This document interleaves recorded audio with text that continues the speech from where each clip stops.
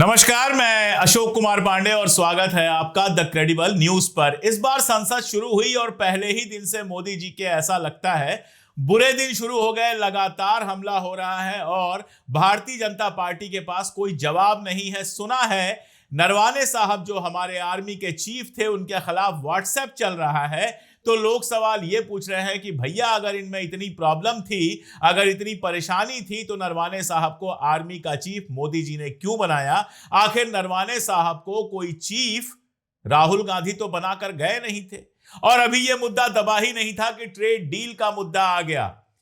अचानक से रात को ट्रंप का पहले ट्वीट आता है। ट्वीट क्या, वो ट्रूथ सोशल पर लिखता है कि भारत के साथ डील हो गई है और इस डील में हमने टैरिफ घटा के 18% किया है। भारत हमसे तेल खरीदेगा, रशिया से तेल नहीं खरीदेगा, हमसे और वेनेजुएला से तेल खरीदेगा और हमारा सामान भारत के बाजार में 0% टैरिफ पर बिकेगा। एग्रीकल्चर का सामान भी बिकेगा। और इसके बाद वहां की एग्रीकल्चर मिनिस्टर ने बाकायदा उसको कोट रिट्वीट किया और यह बात बहुत साफ लिखी कि इससे अमेरिका के किसानों का जबरदस्त फायदा होगा, यानी भारत के किसानों का जबरदस्त नुकसान होगा। राहुल गांधी पहले ही दिन से आक्रामक नजर आ रहे हैं और संसद के अंदर ओम बिरला बहुत हास्यास्पद नजर आए। नरवाने साहब का मामला आपको पता है, आर्मी के चीफ थे। रिटायर होने के बाद एक किताब लिखी, पेंगुइन ने वो किताब छापी, लेकिन उस किताब पर फिलहाल बैन लगाया हुआ है सरकार ने, यानी वो किताब आप खरीद कर पढ़ नहीं सकते हैं, मार्केट में अवेलेबल नहीं है। उस किताब में क्या है आपको अच्छी तरह से पता है कि लद्दाख में जो चाइना ने एक तरह से हमला जैसा किया था, जिसका भारतीय सेना जवाब देना चाहती थी, उस पर डिटेल दिया है नरवाने साहब ने।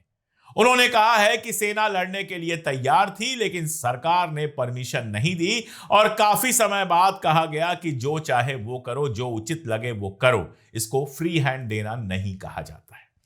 जो आईटी सेल के ट्रॉल चला रहे हैं कि फ्री हैंड दिया है, यह फ्री हैंड देना नहीं कहा जाता है। और यह बात नरवाने साहब ने अपनी किताब में लिखी है। और अगर फ्री हैंड दे ही दिया है, अगर सब कुछ सरकार के पक्ष में ही है, अगर कहीं कोई दिक्कत नहीं है, तो वो किताब छपने क्यों नहीं दी जा रही? अपने आप में एक सवाल है। पुराने ऑफिसर्स की, पुराने आर्मी ऑफिसर्स की, आईएएस ऑफिसर्स की किताबें कोट कर करके नेहरू से, इंदिरा गांधी से सबसे सवाल पूछने वाली भारतीय जनता पार्टी अपने समय में एक जनरल की लिखी हुई किताब को छपने क्यों नहीं दे रही है?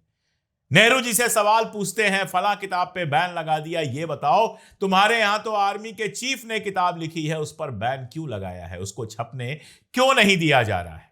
राहुल गांधी ने यही मुद्दा उठाया, किताब खोली, पढ़ना शुरू किया। ओम बिरला साहब ने कहा किताब नहीं पढ़ सकते हैं। उसके बाद उन्होंने कहा ठीक है, कारवां में आर्टिकल छपा है, वो आर्टिकल ही पढ़ देते हैं। फिर बिरला साहब कहे आर्टिकल नहीं पढ़ सकते हैं, जबकि संसद के अंदर हमने देखा है कि मोदी जी ने किताबें कोट की हैं, आर्टिकल कोट किए हैं। और सिर्फ मोदी जी ने नहीं, अमित शाह ने और कई लोगों ने किताबें कोट कर करके वहां पे बात की है। उसके बाद जब बोलना शुरू किया, जो ही मोदी अभी कहा था उन्होंने, राहुल गांधी ने, फिर से ओम बिरला टपक पड़े और फिर राहुल गांधी ने कहा चलिए आप ही हमें बता दीजिए कि हम क्या बोले, हमारा भाषण आप ही तैयार कर दीजिए। और भारतीय संसद के इतिहास में पहली बार हुआ कि राष्ट्रपति के अभिभाषण का विपक्ष के नेता को जवाब नहीं देने दिया गया। ओम बिरला साहब कह रहे थे कि चाइना वाला मामला बहस में नहीं है। अरे भाई, अभिभाषण हुआ है राष्ट्रपति का, उसके बाद कोई विषय नहीं तय किया जाता है। उसके बाद उस अभिभाषण से जुड़े किसी भी विषय पर विपक्ष का नेता बोल सकता है, लेकिन बोलने नहीं दिया गया। और अभी यह हुआ ही था कि मैंने आपको बताया ट्रेड डील हो गई। अब राहुल गांधी कह रहे हैं कि इस ट्रेड डील पर बहस होनी चाहिए। केसी वेणुगोपाल ने मांग की, कहा है कि ट्रेड डील वाले मुद्दे पर बहस होनी चाहिए, सरकार को संसद के अंदर बयान देना चाहिए। लेकिन सरकार को ट्वीट करने आता है और ट्वीट भी ऐसा किया जाता है कि समझ में नहीं आता है। जैसे ट्रंप ने जब ट्वीट किया, ट्रंप ने जब ट्रू सोशल पे लिखा, तो उसने ट्रेड डील की बात की। उसने बात की कि हमारे एग्रीकल्चर और बाकी सारी चीजों पर 0% टैरिफ लगेगा। उसने यह बात की कि भारत रूस से तेल नहीं खरीदेगा। मोदी इस बात पर एग्री कर गए हैं कि भारत रूस से तेल नहीं खरीदेगा। लेकिन नरेंद्र मोदी ने जब ट्वीट किया तो सिर्फ और सिर्फ टैरिफ की बात की और बाकी टाइम अपने और ट्रंप के रिश्ते और ट्रंप की तारीफ में लगा दिया। यह बताया भी नहीं कि कोई ट्रेड डील हुई है या सिर्फ टैरिफ पर मान गया है ट्रंप। यह तो हो नहीं सकता है कि वो टैरिफ कम कर दे और आप बदले में कुछ ना दें। वो तो पक्का व्यापारी है, जब तक 2 का 4 ले नहीं लेगा तब तक वो 2 देने वाला नहीं है। लेकिन मोदी सिर्फ ट्वीट करके रह गए और उस ट्वीट में सिर्फ इतना लिखा था, अगर उसमें काम की चीज देखें तो सिर्फ इतना लिखा था कि हमारे ऊपर टैरिफ कम हो गया, 25 से 18% हो गया। और आप मजाक देखिए, इस पर उनकी पार्टी के सांसद उनको माला पहना रहे हैं। अरे भाई, पहले 2.5-3% था, 3-4% था और अब 18% हो गया है। पहले आप उनके ऊपर 12-15% टैरिफ लगा रहे थे, अब 0% टैरिफ लगा रहे हैं। तो फायदे में अमेरिका है, क्या लेके आए ऐसा मोदी जी की उनको माला पहनाया जाए। लेकिन भाई, मोदी को माला पहनाने का उनको मौका चाहिए और गोदी मीडिया को मोदी जी की तारीफ का मौका चाहिए। अब सवाल यह उठता है कि 4 महीने से फंसी हुई ट्रेड डील अचानक रातों रात कैसे फाइनल हो गई। 2 ऐसे तथ्य हैं जिनकी वजह से शक होता है कि कहीं ना कहीं कुछ ना कुछ दाल में काला है या दाल पूरी की पूरी काली है। पहला तथ्य तो यह है कि अडानी के खिलाफ मामला लगातार तेज हो रहा है। डाक से भेजा गया समन भारत सरकार ने अडानी के घर नहीं पहुंचाया, तो अब वो समन मेल से भेजा गया है।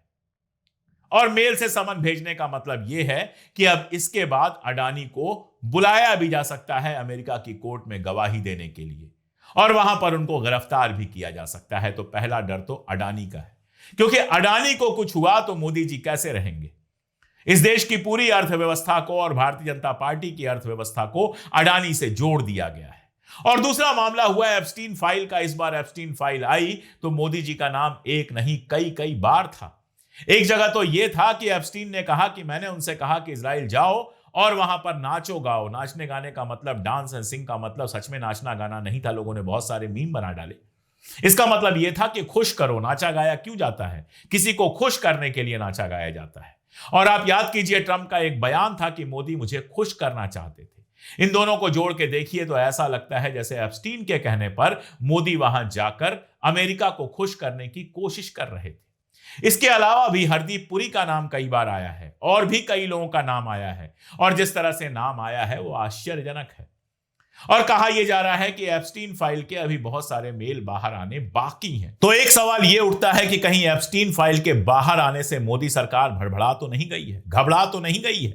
उसको यह तो नहीं लगा कि और सारे कागज अगर बाहर आ गए तो देश के अंदर जो इमेज बनाई गई है मुंह छिपाना बहुत मुश्किल हो जाएगा, और इसलिए फटाफट अमेरिका से ट्रेड डील की गई। कहीं एप्स्टीन फाइल को मोदी की बाह मरोड़ने के लिए तो ट्रंप ने इस्तेमाल नहीं किया। सुब्रमण्यम स्वामी को मैं कोट नहीं करता हूं, मैं उनको बहुत सीरियस आदमी नहीं मानता हूं, लेकिन यह हकीकत है कि वो जो कुछ पिछले दिनों में बोल और लिख चुके हैं, उनका एक ट्वीट आया था, उससे चिंता होती है कि क्या वाकई उनको कुछ ऐसा पता है कि मोदी अमेरिका के हाथों कंप्रोमाइज है। मैं नहीं जानता, मैं सुब्रमण्यम स्वामी की बात पे भरोसा भी नहीं करता, लेकिन मुझे आश्चर्य यह होता है कि इस तरह की बातें लिखने के लिए लोगों के खिलाफ एफआईआर हो जाती है, लोगों को जेल भेज दिया जाता है, लेकिन सुब्रमण्यम स्वामी बिल्कुल आजाद घूम रहे हैं। आखिर उनसे सरकार को क्या डर है कि वो ऐसी बातें कर गए, लेकिन सरकार उस पर बिल्कुल खामोश है। ऐसे तमाम सवाल उठते हैं, और वो सवाल और तब उठने लगते हैं जब नेता विपक्ष को संसद के अंदर बोलने नहीं दिया जाता है। संसद के बाहर आकर बोला राहुल गांधी ने, और इन सारे मुद्दों पर बहुत खुलकर बात की। मैं चाहूंगा कि उस वीडियो को आप एक बार आराम से देखें। मैं 3 चीजें बोलना चाहता हूं। पहली चीज बोलने नहीं दे रहे हैं।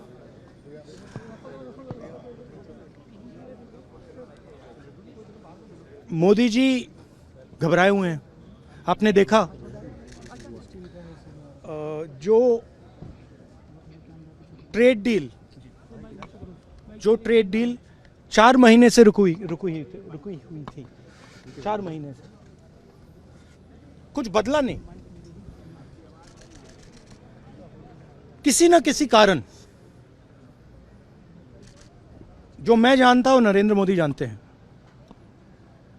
नरेंद्र मोदी जी ने कल शाम उस डील को साइन कर दिया।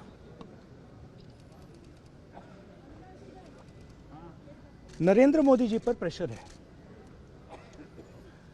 भयंकर प्रेशर है। और नरेंद्र मोदी जी का जो इमेज का गुब्बारा है, जो हजारों करोड़ रुपए लेकर बनाया गया था, वो फूट सकता है। इशू ये नारावाने की स्टेटमेंट नहीं है, ये साइड शो है, और वो भी जानते हैं, मैं भी जानता हूं। मेन बात ये है कि हमारे प्रधानमंत्री को कॉम्प्रोमाइज कर दिया गया है। किसने किया है, कैसे किया है, ये हिंदुस्तान की जनता को सोचना है।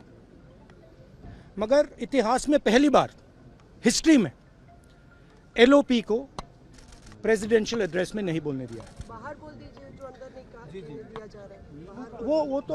वो तो ऑटोमेटिकली होगा जी। बट ये आप समझिए, और हिंदुस्तान के जो किसान हैं, आप सब समझिए कि इस ट्रेड डील में आपकी मेहनत को, आपके खून पसीने को नरेंद्र मोदी जी ने बेच दिया है। और वो इसलिए बेचा है क्योंकि ये कॉम्प्रोमाइज्ड है। सिर्फ आपको नहीं बेचा है, देश को बेचा है। इसीलिए मुझे वहां नहीं बोलने देना है। नरेंद्र मोदी जी डरे हुए हैं, क्योंकि जिन लोगों ने उनकी इमेज बनाई है, वो अब उस इमेज को फोड़ने लगे हैं। धन्यवाद। प्रेशर है सर पीएम पे, जो आप कह रहे हैं कि प्रेशर क्या है और क्या दबाव है पीएम के ऊपर जो आपको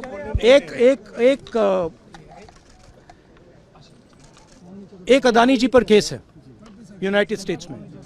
वो अदानी जी को टारगेट नहीं कर रहा है, वो नरेंद्र मोदी के फाइनेंशियल स्ट्रक्चर को टारगेट कर रहा है। एक वो है।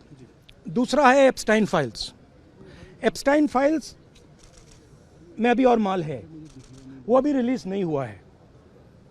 इसीलिए इस दबाव में आकर एप्स्टाइन फाइल्स में जो है, जो पूरा देश जानना चाहता है, मगर अभी अमेरिका ने रिलीज नहीं किया है।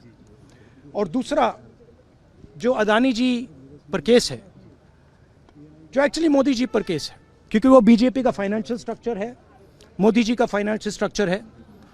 तो ये दो प्रेशर पॉइंट्स हैं। और आप ये बात समझ लो, देश ये समझ ले कि प्रधानमंत्री कॉम्प्रोमाइज्ड है। तो सुना आपने, राहुल गांधी एप्स्टीन फाइल की बात कर रहे हैं, राहुल गांधी बात कर रहे हैं अडानी की, और राहुल गांधी कह रहे हैं कि मोदी डरे हुए हैं। जो गुब्बारा फुलाया गया था उनकी इमेज का, अरबों खरबों खर्च करके, वो अब फूट रहा है। दिक्कत यह है कि इस देश की जनता का एक बड़ा हिस्सा हिंदू मुसलमान में ऐसा डूबा हुआ है, मुसलमानों से नफरत में ऐसा डूबा हुआ है कि उसको दिखाई नहीं दे रहा है कि देश के किसानों का हित बेच दिया गया। उसके समझ में नहीं आ रहा है कि अमेरिका का सस्ता माल, डेयरी प्रोडक्ट, नॉनवेज, दूध, ये सारी चीजें जब बाजार के अंदर भर जाएंगी तो भारतीय किसान के लिए कितनी मुश्किल होगी। अगर आपको उस नफरत ने अंधा नहीं कर दिया है तो उठिए, खड़े होइए, और जहां हैं वहीं से, सोशल मीडिया से लेकर सड़क तक पर जहां भी पूछ सकते हैं, सरकार से सवाल पूछिए। क्योंकि जनता अगर सवाल पूछना भूल जाती है तो सरकार बेलगाम हो जाती है और लोकतंत्र धीरे धीरे खत्म होने लगता है। आज के लिए इतना ही, बहुत शुक्रिया।